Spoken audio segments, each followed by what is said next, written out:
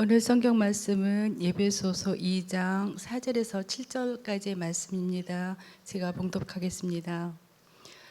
긍휼이 풍성하신 하나님이 우리를 사랑하신 그 큰 사랑을 인하여 허물로 죽은 우리를 그리스도와 함께 살리셨고 너희는 은혜로 구원을 받은 것이라.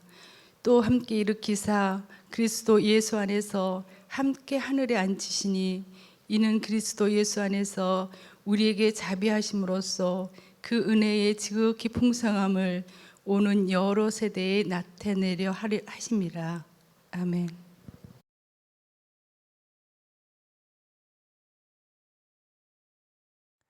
지난주에 그리스도를 만나기 전 우리가 얼마나 절망적인 사람이었는지를 말씀드렸습니다. 세 가지였습니다. 먼저 그리스도를 만나기 전에 우리가 어떤 상태에 있었습니까? 영적으로 죽었던 사람들이었습니다. 죽을 뻔했던 것이 아니라 죽었었습니다. 그런데 살아있는 것 같이 보이는 것은 마치 무엇과 같은가 하면 크리스마스 트리와 같다 했습니다. 잠시는 화려하고 아름다울지 모르지만 실상은 죽었습니다. 두 번째, 그리스도를 만나기 전 우리는 무엇을 따라서 살았습니까? 세상 풍조를 따랐습니다. 공중의 권세 잡은 자를 따랐습니다. 육체의 욕심을 따랐습니다. 믿지 않는 사람들을 보면 굉장히 자유스러워 보입니다. 하고 싶은 것 다 하고 자기 마음대로 사는 것 같습니다. 삶의 주도권을 마치 자기가 쥐고 있는 것처럼 보입니다. 그들이 우리를 보면서 왜 그렇게 종교에 매여 사느냐라고 말합니다. 하지만 사실 저들을 보면 누구보다 매여 사는 사람들입니다. 무엇에 홀리고 누구에게 조종을 당하는 것처럼 삽니다. 궁합을 봐서 안 맞으면 아무리 마음에 드는 사람이라도 결혼을 두려워합니다. 이사를 하는 것도 아무 때나 못하고 손 없는 나를 따져가면서 나를 잡습니다. 굉장히 자유스러운 것 같지만 따라 살기에 매여 사는, 실상은 매여 있는 사람들입니다. 세 번째, 그리스도를 만나기 전 우리는 어떤 신분의 사람들이었습니까? 본질상 진노의 자녀였습니다. 하나님은 사랑과 자비와 용서의 하나님이시지만 또 하나님은 진노와 심판의 하나님도 되십니다. 십자가가 그 증거라고 했습니다. 십자가는 하나님의 사랑의 상징입니다. 당신의 아들을 십자가에 죽이시기까지 우리를 사랑하신다라는 것을 십자가를 통해 증거해 주셨습니다. 하지만 십자가는 또 하나님의 심판과 진노의 상징입니다. 당신의 아들을 십자가에 죽이시기까지 죄에 대해서 진노하시고 심판하시는 분인 것을 보여주기 때문입니다. 여러분, 이렇게 가망 없는 사람들이었습니다. 죽었다. 의사가 사망 선고했습니다. 하는 짓이라고는 다 악한 사람들, 악한 짓을 하는 이들을 따라서 살 뿐이었습니다. 쟤는 가망이 없어. 그렇게 집에서도 내놓은 자식들이었습니다.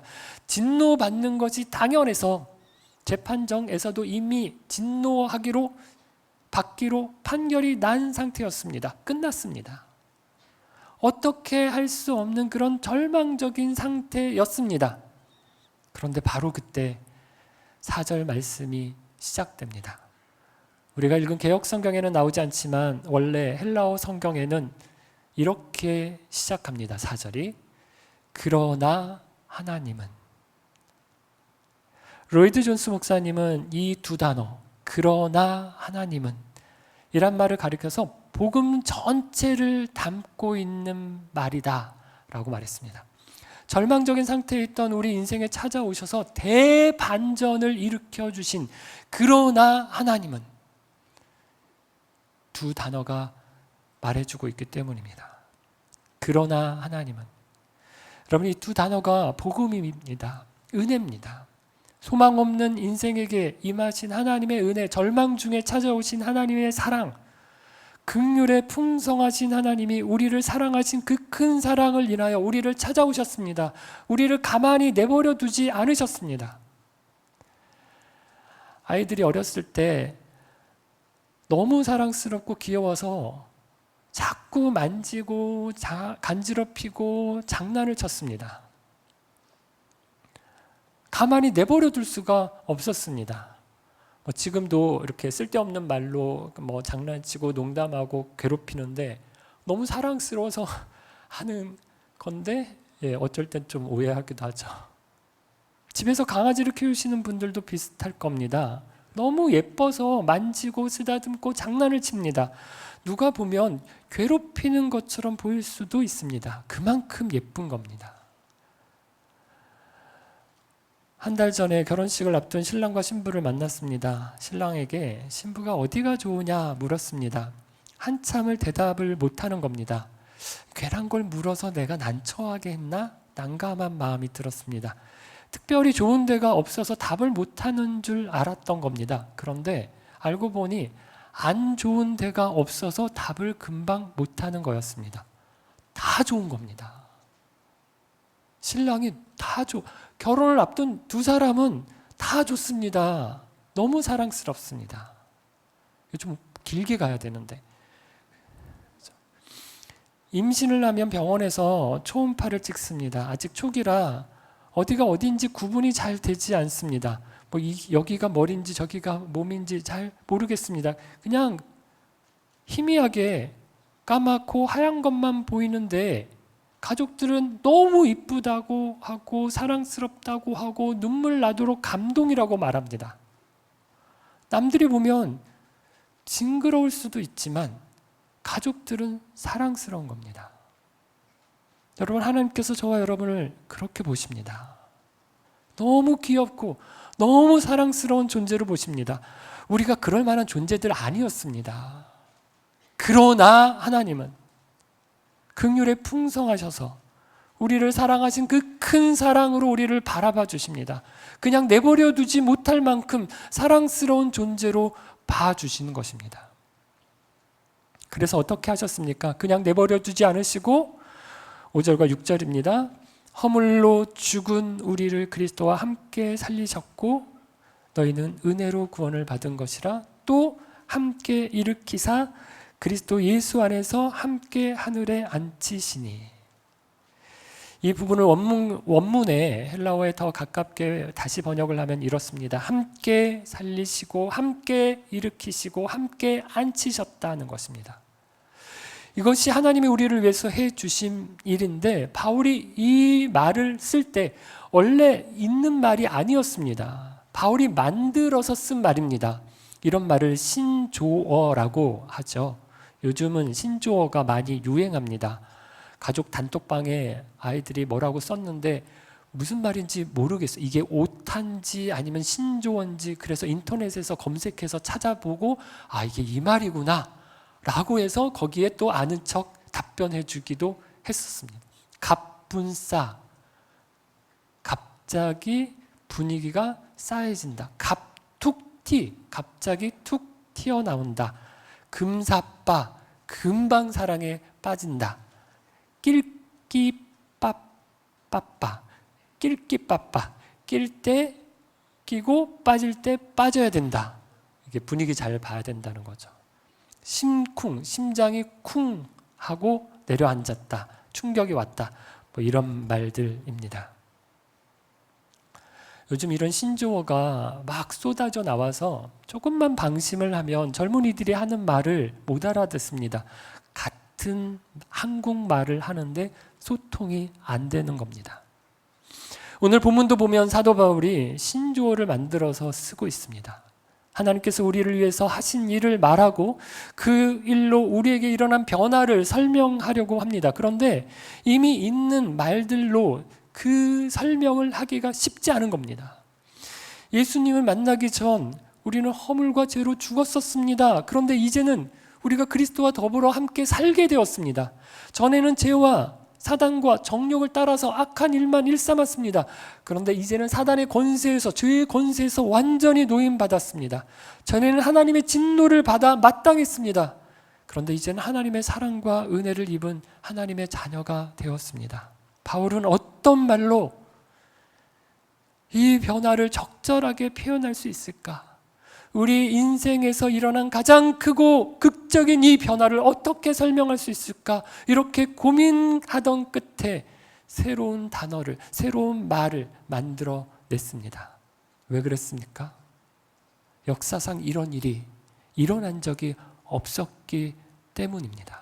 이것을 표현할 적절한 말을 찾을 수 없었던 것입니다. 사도 바울은 두 개의 단어를 합해서 새로운 말을 만들었습니다.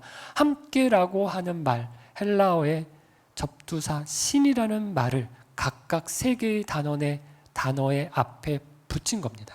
살리다, 일으키다, 앉게 하다.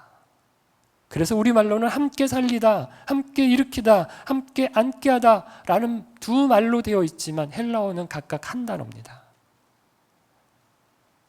함께라고 하는 말에는 연합이라는 의미가 담겨 있습니다. 바울은 이 연합의 교리를 무척 강조하고 있는데요. 바울이 쓴 서신서를 보면 그 안에, 그리스도 안에, 그리스도 예수 안에 라고 하는 표현을 무려 164번이나 사용했습니다. 함께라는 말 속에 담긴 연합의 의미를 잘 보여주는 것 중 하나가 국가대표 선수들의 스포츠 경기입니다. 지난 목요일 저녁에 월드컵 지역 예선이 있었습니다. 우리나라 대표 선수들이 태국과 경기를 해서 1대1로 비겼습니다. 신문에 이렇게 나왔습니다. 한국 축구 또 망신살, 안방에서 태국과 무승부, 이렇게 난 기사를 봤습니다. 여러분, 우리나라하고 태국하고 싸웠습니까? 나라 대 나라로 전쟁한 게 아닙니다. 그런데 한국과 태국이 싸운 것처럼 비겼다라고 말합니다. 이렇게 이야기하는 이유가 무엇입니까? 우리나라 축구 국가대표 선수들은 우리나라를 대표해서 시합을 한 겁니다. 태국을 대표한 선수들과 경기를 해서 이기면 한국 축구 국가대표 팀이 이긴 겁니다. 하지만 한국이 이긴 거라고 말합니다. 지면 한국이 진 거라고 말합니다. 이게 연합의 의미입니다. 이런 연합의식이 정말 강했을 때가 있었습니다. 2002년 월드컵 때 그랬습니다. 꼭 광화문이나 시청에서만 난리가 난 게 아닙니다. 골목마다, 동네마다 난리가 났었습니다. 사람들이 거리를 뛰쳐나오고 클락선을 누르고 빵빵 대한민국 연호하는 소리로 전 국민이 하나가 되었습니다. 왜 그랬습니까? 우리가 하나라는 의식 때문이었습니다. 성경은 연합의 의미를 그냥 축구 국가대표 선수와 국민 정도가 아니라 더 강하고 더 실감나게 표현하고 있습니다. 그리스도와 우리가 함께하고 하나라는 것을 그리스도가 우리의 머리요, 우리가 그의 몸이다. 우리가 하나다, 한 지체다 라고 말합니다. 포도나무와 가지라고 비유합니다. 포도나무와 가지가 하나인 것처럼 우리가 그리스도와 하나다 라고 예수님이 가르쳐 주셨습니다. 예수님은 이 연합을 우리가 자주 떠올리고 상기하기를 원하십니다. 그래서 우리에게 정해주신 것이 성찬 예식입니다. 성찬이 무엇을 의미합니까? 이 떡을 먹을 때마다 우리 그리스도가 찢으신 살을 먹는 것입니다. 잔을 마실 때마다 그리스도가 우리를 위해서 흘리신 피를 마시는 것입니다. 우리는 성찬을 통해서 주님의 살과 주님의 피를 먹고 마시면서 주님이 내 안에 계시는 것을, 내가 주 안에 있는 것을 고백하는 것입니다. 그리스도와 내가 하나입니다 고백하며 먹고 마시는 것, 확인하는 것이 성찬 예식입니다. 그러면 하나님께서 우리를 위해서 하신 세 가지 일을 하나씩 살펴보겠습니다. 첫 번째, 하나님께서 우리를 위해 하신 일, 그리스도와 함께 살리셨다는 것입니다. 이 말은 우리가 전에는 죽었으나 그리스도와 연합함으로 지금은 살았다는 말입니다. 죽은 사람 의식 없습니다. 움직이지 못합니다. 썩고 부패합니다. 우리의 영적인 모습이 그랬습니다. 그런데 우리가 영적으로 아무것도 할 수 없을 때 그리스도가 우리에게 찾아오심으로 우리와 하나가 되어 주심으로 우리가 살게 되었습니다. 여러분, 산 사람 움직입니다. 성장합니다. 변합니다. 아무런 변화가 없으면 죽은 겁니다. 교회 나온다고 다 그리스도와 함께 연합한 건 아닙니다. 교회 등록 카드를 냈다고 다 영적 연합을 이룬 게 아닙니다. 예배 참석하고 성경 읽고 기도한다고 다 영적으로 살았다는 증거는 아닙니다. 이것은 신비로운 것입니다. 그래서 유대인의 선생이었던 니고데모도 잘 이해할 수 없었습니다. 니고데모는 다시 산다라는 것을 엄마 뱃속에 다시 들어갔다가 나와야 되는 것이냐라고 되물었습니다. 여러분, 그리스도와 함께 사는 것은 죄로 인해 죽고 그리스도와 함께 다시 사는 것을 말합니다. 이전 것은 다 지나가고 새로운 삶으로 돌아선 것입니다. 돌아섰다면 우리에게 일어난 영적인 변화는 우리의 삶에서 구체적으로 나타나야 합니다. 여러분, 말할 때 여러분은 이것을 의식하십니까? 내가 그리스도와 함께 한 사람으로 어떻게 말해야 하는지를 의식하며 말합니까? 여러분이 행동할 때 여러분은 이것을 의식합니까? 내가 그리스도와 함께 한 사람이라면 그분의 성품으로 행동하고 있는가? 이런 생각을 하면서 행동하십니까? 만약 여러분이 아무렇게나 생각하고 아무렇게나 말하고 아무렇게나 행동하고 살고 있다면 여러분은 그리스도와 함께 산 게 아닙니다. 그리스도와 연합한 사람은 더 이상 자기 자신으로 살지 않기 때문입니다. 우리는 자기 욕심의 종노릇 하던 데서 나왔기 때문입니다. 진노의 자녀로 살지 않는 것입니다. 두 번째, 하나님께서 우리를 위해 하신 일은 그리스도와 함께 일으키셨다는 것입니다. 그리스도와 함께 일으켰다라는 말은 부활과 함께 승천을 말씀하는 것입니다. 죽은 자 가운데서 일으키심을 받은 예수님께서는 하늘로 올라가셨습니다. 이것은 그리스도와 함께한 연합한 자들의 현재 위치를 말해주는 것입니다. 우리가 사는 곳은 이 세상 아닙니다. 우리가 이 세상에 속한 사람들이 아닙니다. 우리는 땅이 아니라 하늘에 속한 영역에 사는 사람들입니다. 그래서 저와 여러분, 세상에 있는 것들을 추구하지 않습니다. 세상에 있는 것에 목매지 않습니다. 세상에 살고 있기에, 육신의 연약함을 입고 있기에 세상에 있는 것들의 영향을 받습니다. 그것이 그러나 우리가 추구하는 것의 절대 목표가 아닙니다. 그리스도와 연합한 사람들은 하늘을 생각합니다. 이 땅 가운데 하나님의 나라와 뜻이 이루어져야 한다고, 그래서 아버지가 영광 받으셔야 한다고, 그것이 내 삶의 목적입니다. 내 삶의 최고의 기도 제목입니다. 라고 생각하고 살아가는 사람입니다. 저와 여러분이 땅에 발을 딛고 살기에 땅의 것이 필요합니다. 먹고 살려면 돈이 필요하고 돈을 벌어야 합니다. 살 집이 필요하고 다니려면 차도 필요합니다. 사고가 나거나 병이 날 것을 대비해서 보험도 들어야 되고 적금도 넣어야 합니다. 일할 수 없을 때를 대비해서 노후도 준비해야 합니다. 그러나 우리의 모든 신경이 다 거기에만 쏠려 있다면 우리가 그리스도와 함께 일으키심을 받았다고 말할 수 있을까요? 우리는 이 땅에서 살지만 하늘을 삽니다. 하늘과 연결해서 삽니다. 하나님 나라를 사는 사람들이기 때문입니다.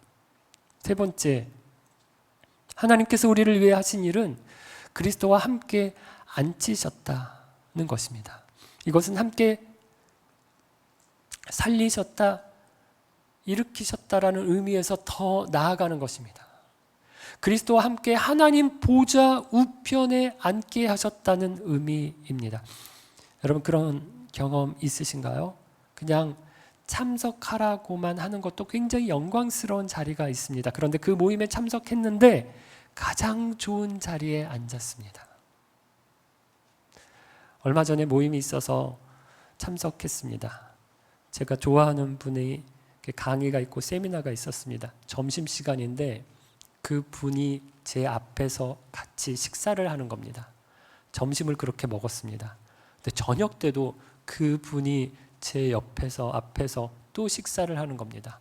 이 유명한 분이, 이 존경할 만한 분이 여러 사람들이 있는데 그 중에서 우연이겠지만 저를 마주하고 밥을 먹는다라는 것 자체가 굉장히 다른 분들에게 약간 미안한 마음도 있고 좋았습니다. 하나님 보좌 우편이 상징하는 것은 이것을 훨씬 뛰어넘는 거겠죠. 가장 중요한 자리, 가장 힘 있는 자리, 하나님과 가장 가까운 자리에 앉았다는 것입니다. 하나님 보좌 우편은 권세와 능력과 힘이 나오는 자리입니다. 우리가 그리스도와 함께 하나님 보좌 우편에 앉았습니다. 여러분, 이건 나중에 거기에 앉게 하실 거다라는 말 아닙니다. 본문은 미래형으로 말하지 않습니다. 살리실 거다, 일으키실 거다, 앉히실 거다, 나중에 있을 일이라고 하지 않습니다. 이미 살았다, 이미 일으켰다, 이미 앉았다.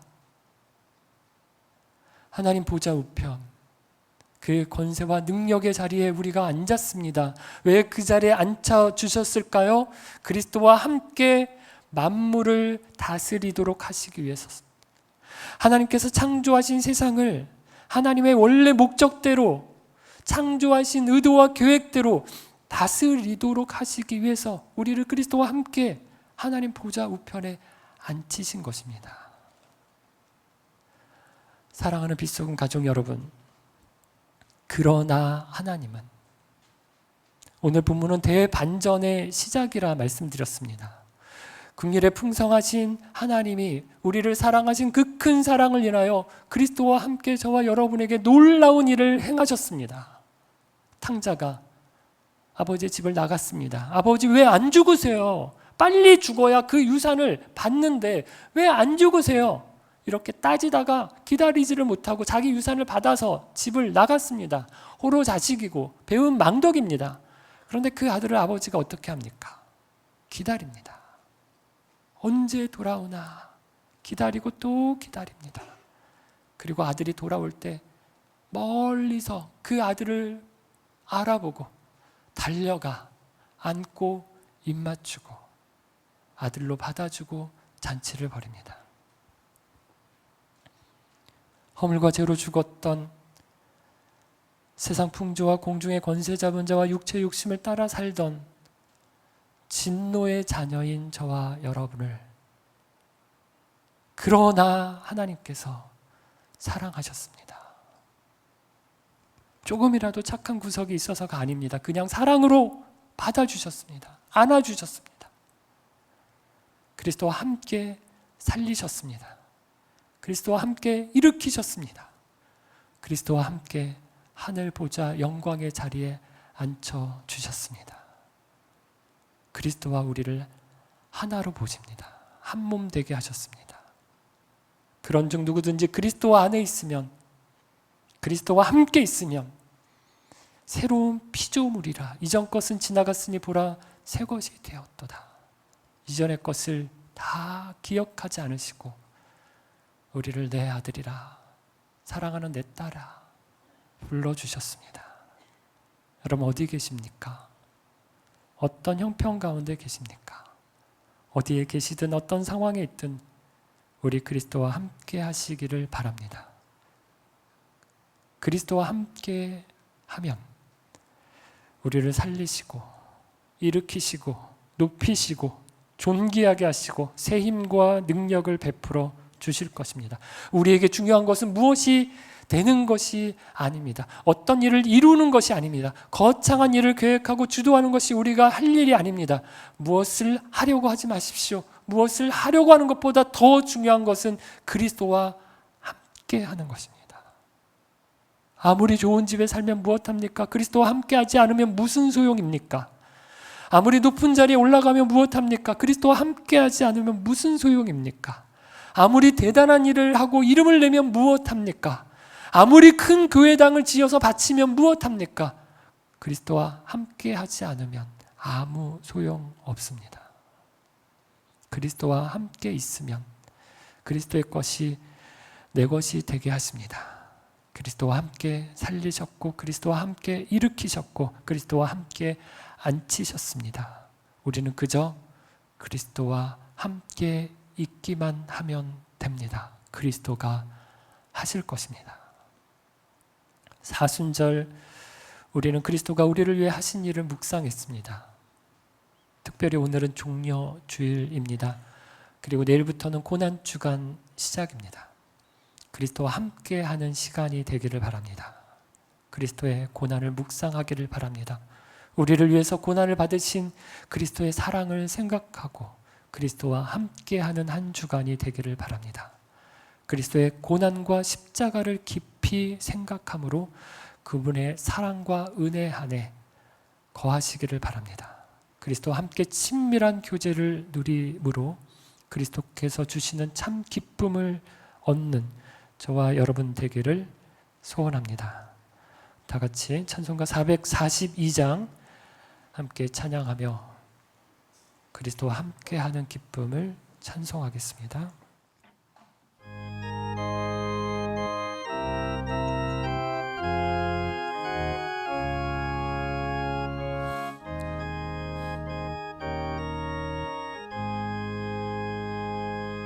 저장 미고 위에 있음 아직 맺혀 있는 그때에 귀에 은혜니 소리 들리니 주은 성분명하다 주님 나와 동행을 하면서 나를 친구 삼으셨네 우리 서로 받는 그 기쁨을 알 사람이 없도다 그 정한 주의 음성 우는 새도 잠잠케 한다 내게 들리던 주의 음성이 내 귀에 쟁쟁하다 주님 나와 동행을 하면서 나를 친구 삼으셨네 우리 서로 받은 그 기쁨을 알 사람이 없도다 밤 깊도록 동산 안에 주와 함께 있으려 하나 괴로운 세상에 할 일 많아서 날 가라며 하신다 주님 나와 동행을 하면서 나를 친구 삼으셨네 우리 서로 받은 그 기쁨을 알 사람이 없도다 복음에 감사하고 감격하기 위해서는 우리의 실상이 어떠했는지를 아는 것이 중요합니다. 우리는 허물과 죄로 죽었던 사람들이었습니다. 세상 풍조와 공중의 권세 잡은 자 육체 욕심을 따라서 살았던 진노의 자녀였습니다. 그러나 하나님은 긍휼에 풍성하셔서 놀라운 사랑으로 우리에게 은혜를 베풀어 주셨습니다. 하나님께서는 우리를 그리스도와 함께 살리셨습니다. 그래서 주님 하나님을 만나고 예배하는 삶을 살게 해 주옵소서. 그리스도와 함께 일으키셨습니다. 그래서 주님 이 땅에 매여 살지 않고 하늘의 신령한 것을 바라보며 살게 해 주옵소서. 그리스도와 함께 하늘에 앉혀주셨습니다. 그래서 주님 그리스도와 함께 하나님 나라를 이 땅에 임하는 일에 쓰임받게 해 주옵소서. 고난 주간을 보내며 그리스도의 고난과 십자가를 묵상할 때 그리스도와 함께하는 기쁨, 세상이 알 수 없는 그 기쁨을 맛보고 경험하는 한 주 되게 해 주옵소서. 함께 기도하겠습니다. 하나님 아버지, 세상 따라서 살아가며 사단의 손아귀에서 놀아나던 주의 사슬에 있던 저희들을 사랑하시고 불러주시고 만나주시고 믿음 주셔서 하나님의 놀라운 자녀 삼아주셔서 참 감사합니다. 우리에게 일어난 이 놀라운 일, 놀라운 변화를 우리 이렇게 배우겠습니다. 함께 살렸고 함께 일으키셨고 함께 앉으셨다 말씀입니다. 아버지, 우리가 그렇게 살아